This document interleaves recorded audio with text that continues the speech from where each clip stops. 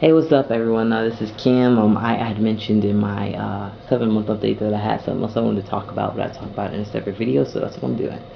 And I guess basically what I want to talk about is, I guess, kind of perceptions people have been having of me lately and what that led to specifically traveling back home. So, pretty much for the past few months, I pretty much, anybody who I meet for the first time perceives me as male. Like, if not 100% of the time, like 99% of the time, I would say. That's what people's first assumption is.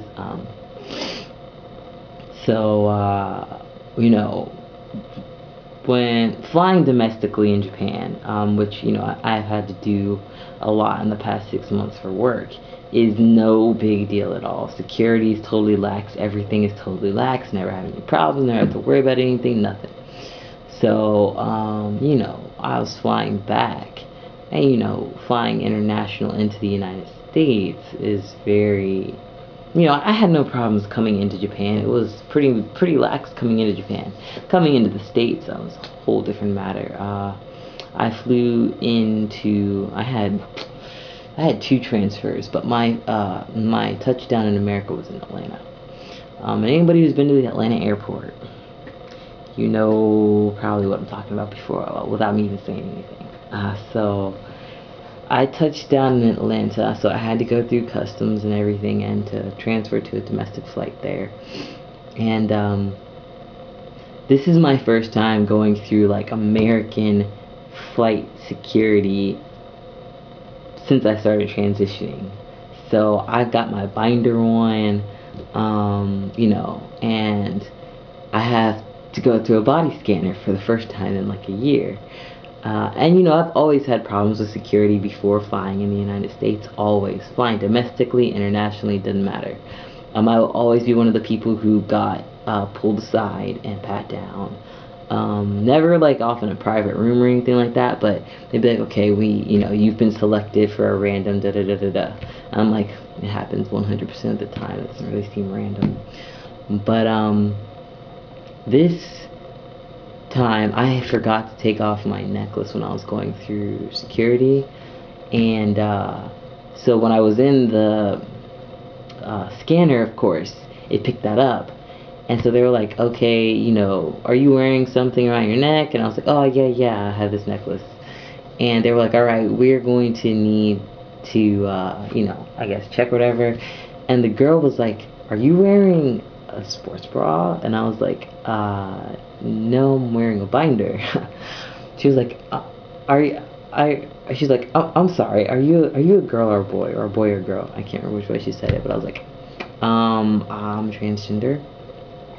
And she was like, okay, well, we're gonna have to do a check, check your chest area. So would you feel more comfortable having a female do that or having a male do that? And I was like, I was totally unprepared for that question because I was totally unprepared for this situation. I honestly had not anticipated something like that happening. Um, my biggest concern was customs because I bought a ton of stuff in Japan, and most of it I shipped over, but I mean, I had probably like, I had tons of games and tons of CDs and tons of money in my bag. And I was, that's what I was thinking about. I wasn't thinking about, oh, yeah, body scanner is going to like pick up my binder and something that's going to be weird. Because of course I had the kind of binder that's got the metal clips. So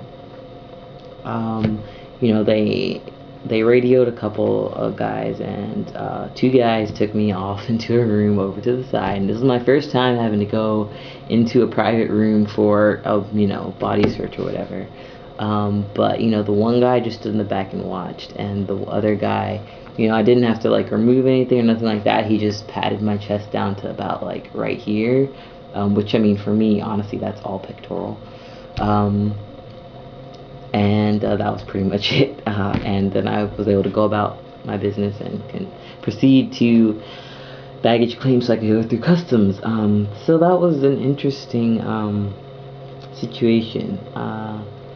And so since then, you know, I wondered how I was going to be perceived in the States, and everybody that I meet here, like anybody who I ask questions to at the airport, at the Japanese meetup group that I went to here, anybody who I talking to for the first time, they all perceive me as a male, um, which is so interesting because my family has such a hard time with it, of course, because they've known me for my entire life or whatever, and but I don't know, I just find that fascinating. So yeah, I just wanted to share that experience.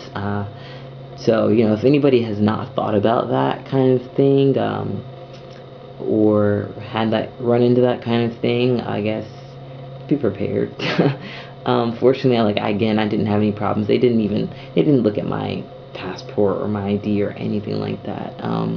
They just asked me what my preference was, and they went with the gender that I identified as. They gave me somebody that matched that identity, even though I feel like, particularly at this point in transition, being pre-op, it's gonna be awkward either way, because